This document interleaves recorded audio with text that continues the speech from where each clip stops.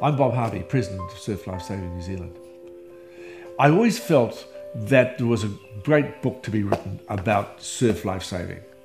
And when Surf Lifesaving became 100 years old, I thought it was a great time to bring together the history of surf lifesaving and also, in a way, the history of beaches in New Zealand. Because after all, New Zealand is a country of beaches. And on those beaches, every summer, between the flags, thousands of lifeguards save New Zealanders the grief of drowning and their families. And we've been doing that for 100 years. So the idea came together with a group of us to write the history of surf lifesaving in the words of surf lifesavers, from letters, from photographs, the great history of this country and the great summers for 100 years since 1910 have been told in the words of lifesavers.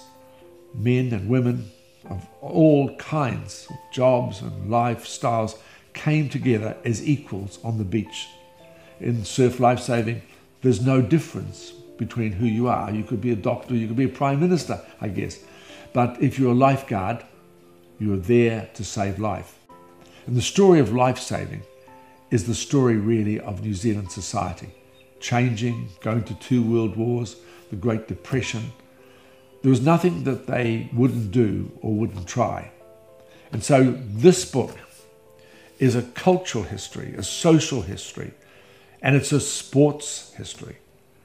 There's no other organisation other than Surf Lifesaving, I believe, that has a great and wonderful voluntary service as well as a fantastic competitive lifestyle. Whether it be surf boats, surf races. We have had some of the great athletes in New Zealand in surf, some of the greatest swimmers in New Zealand in surf. So this is their story, and it's a story of triumph and it's a story of tragedy. The terrible shark attacks in Dunedin, the sinking of the Wahine, and there they are pulling bodies and victims out of the water in surf boats and in the first inflatables. And it's a history of great change using helicopters in surf lifesaving. Breakthrough, the first in the world to do that. And then, of course, using helicopters to do a whole lot more rescue work. We did it first. And then, of course, after the war, we brought women into surf lifesaving, which I think was a triumph of intelligence. And women lifesavers have become equal with men throughout this country. And then the arrival of the nippers. Some clubs have 500, 600, 900 nippers. These are between 5 and 8. These are our future. So this book, it's a big book, 410 pages. It's a large book because it needed to tell great stories about great people. That's what Between the Flags is about. It's a cultural, social, and it's a fantastic read. So it's for you, and it's for the next 2 decades or 3 decades, understanding as we move into the 21st century and into our 2nd century, how a group of people sat on a small beach in Sumner and in Lau Bay and said, we're doing something for other people. And we've never stopped doing that.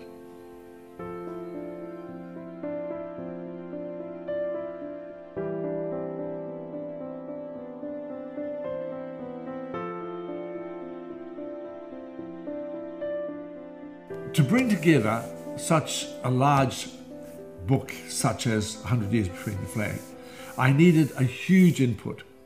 I had a great researcher and 2 fantastic colleagues.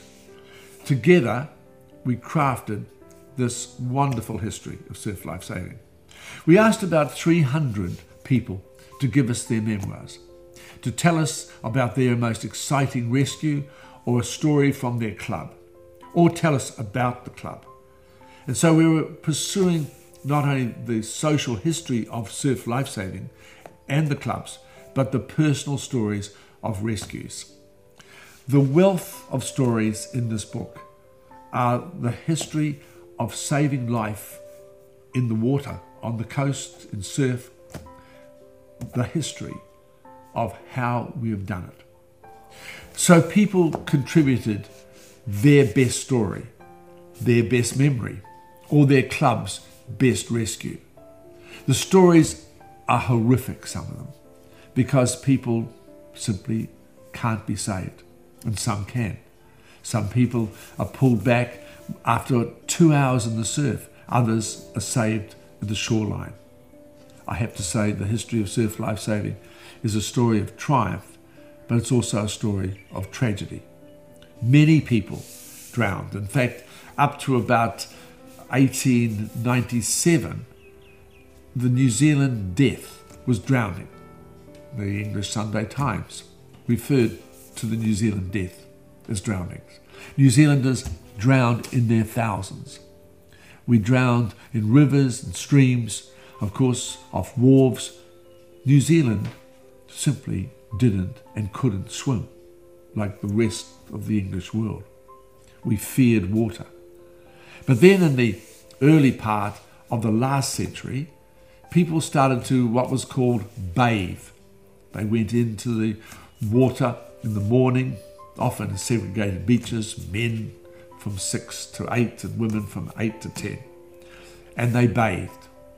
The more venturous started to swim. And that's when it became necessary to do something to protect the lives of swimmers. Well, it was us. Surf Lifesaving, which had started in Australia on the beaches of Bondi, came to the beaches of Christchurch. And this was a time when voluntary work was light on the ground. People just didn't volunteer to do things. They worked 6 days a week. Young men had much to do, and it wasn't sitting on beaches and protecting the lives of people that may be in danger. But we did. And working closely with the Royal Lifesaving Society, which was really basically an English organisation to protect lives in rivers, and practiced always in swimming pools, carrying bricks to the side, pretending they were people, and giving them medals for doing that. We were more bolder. We moved our patrols up and down the beaches. We started to understand rips and currents. New Zealand waters are very treacherous. And we decided that we were an organisation to be applauded and awarded. We created our own organisation. Surf Lifesaving grew, and so did the techniques. We took the Australian belt and reel, which was very successful, but it also had dangers. If the line became tangled in rocks or logs, the people on the beach simply pulled the beltman under and he drowned. So it wasn't until the 40s that we found a way. The belt was pulled in a pin and came apart. It's called the Ross safety belt. And it transformed lives, if you like, or the saving of life. In other words, the danger of drowning the beltman and the patient was gone. In the 1960s, we changed everything. We moved to fins and tubes and got free of the reel and line. We looked at other ways of getting people quicker to safety. And the inflatable, the fast, quick Arancia seemed to us to be, well, something with potential. And away we went. We experimented with the blow-up rubber ducky. It was faster, quicker than anything we could have imagined in the surf. It was better than the helicopter and, of course, less expensive. So away we went with what would transform surf lifesaving, the IRB, the Inshore Rescue Boat or Craft. Now we can save people in 3 minutes, which would often take us 20, 30, maybe 40 minutes. As long as they could stay afloat, we would try and get them, sometimes joining the old lines together to reach them. But with the inshore rescue craft, we could get there quickly in the biggest surf, pick them up and race them back to shore. At the same time, we were developing a culture second to none, a very clean culture, a very healthy culture for young people to join a voluntary movement. It was widely applauded. Governments thought we were great. Why wouldn't they? We saved a lot of people's lives, but we also transformed young people's lives from what possibly could be crime, misadventure, that kind of thing. So we did a great job for New Zealand. These are the stories that we've pulled together in this, what I call a remarkable book. A book that is multi-layered. There's great photographs, fantastic photographs. We had a fantastic researcher combing the museums and libraries, glass plates. We had probably 5,000 photographs to look at and choose some of the great photographs of New Zealand beaches in 100 years. This book isn't just about life-saving. It's about how people behaved, how they first decided that suntan was healthy and sexy. I have to tell you, Surf Lifesaving is a very, very sexy organisation. The hero, the male hero, was the great icon of Australia, marching, strutting the golden sands of Australia. He became quintessential Australian hero. Tanned, beautiful, all that kind of stuff. Great female magnet. And we picked that up. And so lifesavers became not only heroic, they became heroes of the beach. And they only did good deeds. The bronzed Superman, if you like, in Speedos. So we were aware that we have a great image which we've lived up to. Now with women who are equally, in my mind, the heroes of the surf and equally as fantastic at saving life, and they sure do look good too. We've got a wonderful organisation. And here is our story. So if you want a book to really enjoy how New Zealanders are on the beaches every summer, this is the great summer read.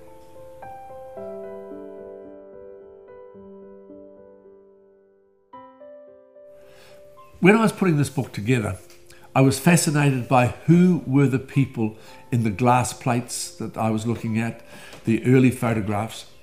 When I looked at them, they were, of course, often young men, but I wondered what they'd done and how they'd come to the beach.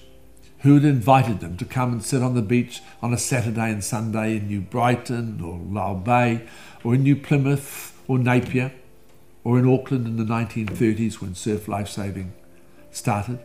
Who were these young men and women? What jobs had they had? By their muscles, and not too many people had muscles in those days, we thought, and still do, that they had worked in the heavy industries. Maybe they were blacksmiths, maybe they worked in engineering, they worked with heavy machineries. And in the country, they worked on the land. No one is overweight. Everyone is very fit. But did they have office jobs? Clearly some did. They must have all been good swimmers. They would have all been trained swimmers, pool swimmers.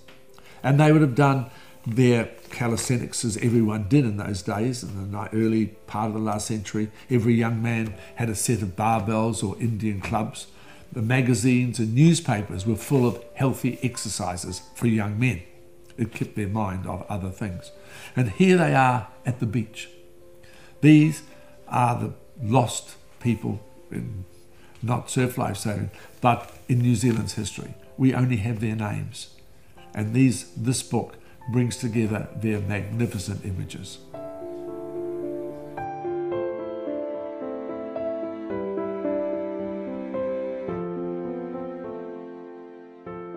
To tell a story as rich as Surf Lifesaving, you have to tell the story of beach behaviour, how people first came to the beaches, paraded on Saturday and Sunday with their family, with big hats and suits, even in the hottest weather, and then starting to take their clothes off. From neck to knee was the way. Councils decided by tape measures how togs or costumes could come down. Did they go down past the knee? Oh, you bet your life they did. And then they started to rise. And of course, with the change of costume came the freedom, the rise of suntan and golden bodies, all of that came together. We decided that this book would be rich in photographs. And so when people started to take their cameras to the beach, we wanted to see what they photographed. They photographed the history of this country when they weren't working. Occupations made the working class of New Zealand slave for 6 and often 7 days. No one had time off. But when they did in summer, they promenaded and went to the beach to bathe. Well, the photographs are just simply astonishing. They record who we were and what we did. And when we competed, we were able to take photographs and keep those in our archives of the most extraordinary moments. The moments when people were saved from death, saved, brought to shore, or just swam. These are the stories in this book. Here, shark kills man at St Kilda, one of 2 shark attacks, a tragic end to a belt race from the beach. I knew these people. I knew the club captain. The team came soon after to march at the national championships with black armbands, their leader taken by a white pointer. Waihini, we were first out there with our surf boats and our inflatables to pull people. The Waihini toll, that grim night that followed the sinking of Waihini. Surf Lifesaving were there. This is the stories of these rescues. This is the story of our people. And this is the story that I think is for everyone to read and to enjoy. It's a great read. It's a great surf book, but it's also a great book about New Zealanders at play.